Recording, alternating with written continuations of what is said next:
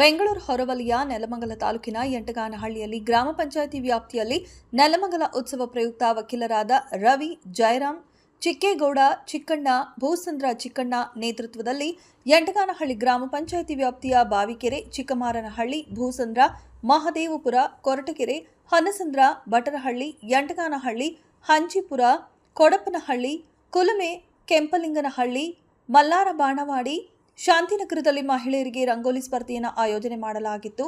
ಈ ರಂಗೋಲಿ ಸ್ಪರ್ಧೆಯಲ್ಲಿ ಸರಿಸುಮಾರು 2500ಕ್ಕೂ ಹೆಚ್ಚು ಮಹಿಳೆಯರು ರಂಗೋಲಿ ಸ್ಪರ್ಧೆಯಲ್ಲಿ ಭಾಗವಹಿಸಿ ರಂಗೋಲಿ ಬಿಡಿಸಿದ್ದರು. ಈ ಸ್ಪರ್ಧೆಯಲ್ಲಿ ಗೆದ್ದಂತಹ ವಿಜೇತರಿಗೆ ಅಲ್ಲೇ ಬಹುಮಾನ ವಿತರಣೆ ಮಾಡಿ ರಂಗೋಲಿ ಸ್ಪರ್ಧೆಯಲ್ಲಿ ಭಾಗವಹಿಸಿದ 2500 ಮಹಿಳೆಯರ ಸಮಾಧಾನಕರ ಬಹುಮಾನವನ್ನು ಶಾಸಕ ಎನ್ ಶ್ರೀನಿವಾಸ್ ವಿತರಣೆ ಮಾಡಿದರು.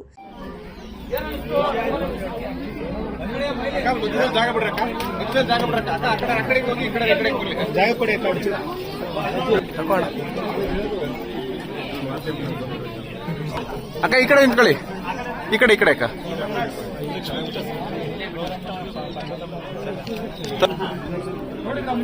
ಈ ಕಡೆ ನೋಡ್ರಕ್ಕ, ಅಕ್ಕ ಈ ಕಡೆ ನೋಡಿ.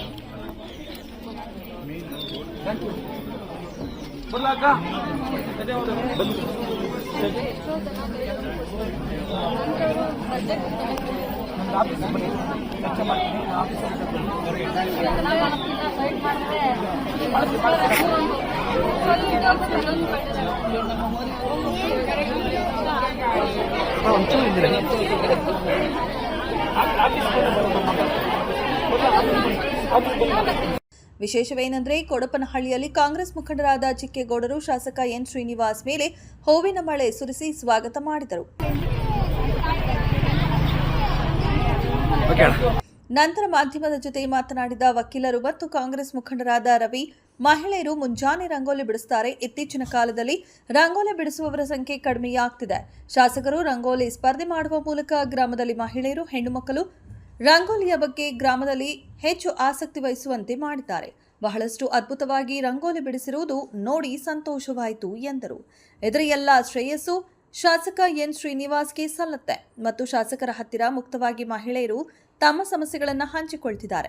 ಶಾಸಕರು ಮಹಿಳೆಯರ ಸಮಸ್ಯೆಯನ್ನು ಸ್ಥಳದಲ್ಲೇ ಬಗೆಹರಿಸುತ್ತಿದ್ದಾರೆ. ಶಾಸಕರು ಪ್ರತಿಯೊಂದು ಮಹಿಳೆಯರ ಮನೆ ಬಾಗಿಲಿಗೆ ಹೋಗಿ ರಂಗೋಲಿ ಸ್ಪರ್ಧೆಯ ಬಗ್ಗೆ ಅವರ ಅಭಿಪ್ರಾಯಗಳನ್ನು ಕೇಳುತ್ತಿದ್ದಾರೆ.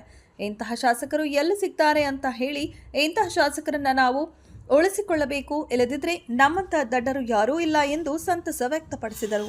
ನೆಲಮಂಗಲ ಉತ್ಸವದ ಅಂಗವಾಗಿ ಮಾನ್ಯ ಶಾಸಕರು ಯಂಟಗಾನಹಳ್ಳಿ ಗ್ರಾಮ ಪಂಚಾಯಿತಿಯಲ್ಲಿ ಮನೆ ಮನೆಗೂ ರಂಗೋಲಿ ಸ್ಪರ್ಧೆಯನ್ನು ಆಯೋಜನೆ ಮಾಡಿದರು.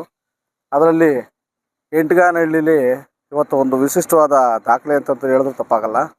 ಯಾಕೆಂದರೆ ಇಡೀ ಅವರು ರಂಗೋಲಿ ಸ್ಪರ್ಧೆಯಲ್ಲಿ ಬೂದಾಳು 365 ರಂಗೋಲಿ ಬಿಡಿಸಿ ಫಸ್ಟ್ ಅಂದರೆ ತಾಲೂಕಲ್ಲೇ ಮೊದಲನೇ ಸ್ಥಾನದಲ್ಲಿದೆ. ಅದೇ ರೀತಿ ಯಂಟಗಾನಹಳ್ಳಿ 325 ರಂಗೋಲಿಯನ್ನು ಬಿಡಿಸುವ ಮೂಲಕ 2ನೇ ಸ್ಥಾನಕ್ಕೆ ತೃಪ್ತಿ ಪಟ್ಕೊಂಡಿದೆ ಅಂತ ಹೇಳೋಕ್ಕೆ ಇಷ್ಟಪಡ್ತೀನಿ.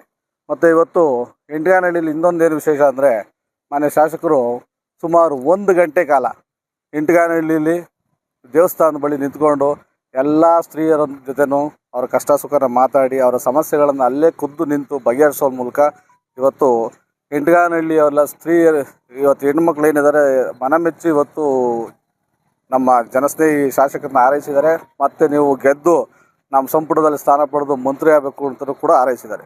ಮಹಿಳೆಯರ ಸಹಕಾರ 100% ಮಹಿಳೆಯರ ಸಹಕಾರ ಇತ್ತು. ಇವತ್ತು ಬೆಳಗ್ಗೆಯಿಂದನೂ ಕೂಡ ಮಹಿಳೆಯರು ಇವತ್ತು ಶಾಸಕರ ಹತ್ರ ನಾವು ಮಾತಾಡಲೇಬೇಕು, ಸಮಸ್ಯೆಗಳನ್ನ ಹೇಳಲೇಬೇಕು ಅಂತ ಅವರು ಶಾಸಕರಿಗಿನ್ನ ತುದಿಗಾಲಲ್ಲಿ ಅವ್ರನ್ನ ನೋಡೋದಕ್ಕೆ ಕಾಯ್ಕೊಂಡಿದ್ರು.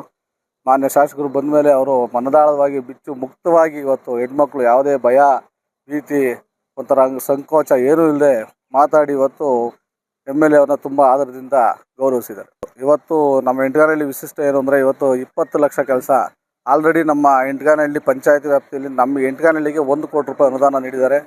ಇವತ್ತು ಹೆಣ್ಮಕ್ಳ ಕೋರಿಕೆ ಮೇಲೆ ಮತ್ತೆ 20 ಲಕ್ಷ, ಸ್ತ್ರೀ ಶಕ್ತಿ ಭವನಕ್ಕೆ 10 ಲಕ್ಷ, ಮತ್ತು ಕೂಸಿನ ಮನೆ ಅಂತ ಏನಿದೆ ಕೂಸಿನ ಮನೆಗೂ ತಮ್ಮ 10 ಲಕ್ಷ ಅನುದಾನ ನೀಡಿದ್ದಾರೆ. ಹಾಗೆ ಯಂಟಗಾನಹಳ್ಳಿಗೆ ಮತ್ತೆ 1 ಕೋಟಿ ರೂಪಾಯಿ ಅನುದಾನನ ಬಿಡುಗಡೆ ಮಾಡ್ತೀನಿ ರಸ್ತೆಗೆ ಅಂತ ಇವತ್ತು ಹೇಳಿದ್ದಾರೆ.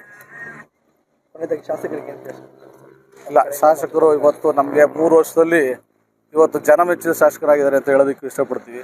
ಯಾಕೆಂದರೆ ಇವರು ಒಂದು ದಿನ ನಾನು ನೋಡ್ದಂಗೆ ಒಂದು ದಿನ ಕೂಡ ಕುಂತಿಲ್ಲ. 3 ವರ್ಷದಲ್ಲಿ ಸುಮಾರು ಅವರು ಒಂದು ದಿನ ಸರಿಯಾಗಿ ನಿದ್ದೆ ಮಾಡ್ತಾ ಇದ್ದಾರಲ್ವೋ ಅದು ನಮಗೆ ಗೊತ್ತಾಗಿಲ್ಲ. 8 ಅವರು ನಿದ್ದೆ ಮಾಡಲ್ಲ ಅನಿಸುತ್ತೆ ಅವರು. ಅದರಲ್ಲೂ ಈಗ ಡಿ ಕೆ ಸಾಹೇಬರು ಮುಖ್ಯಮಂತ್ರಿ ಆಗಿರೋದ್ರಿಂದ ಅವರಿಗೆ ಆನೆ ಬಲ ಬಂದಂಗೆ ಆಗಿದೆ. ಇನ್ನೂ ಕೂಡ ನಿದ್ದೆ ನಾನು ಕೇಳ್ಪಟ್ಟಿಗೆ ದಿನಕ್ಕೆ 3 ಅವರ್ 4 ಅವರ್ ನಿದ್ದೆ ಮಾಡ್ತಾರೆ ಅಂತ ಕೇಳ್ಪಟ್ಟಿದ್ದೀನಿ. ಅವ್ರಿಗೆ ದೇವರು ಆಯಸ್ಸು ಆರೋಗ್ಯ ಕೊಟ್ಟು ನಮ್ಮ ಕ್ಷೇತ್ರನ ಅಭಿವೃದ್ಧಿ ಮಾಡಲಿ ಅಂತ ನಾನು ಕೇಳ್ಕೊಳ್ತೇನೆ.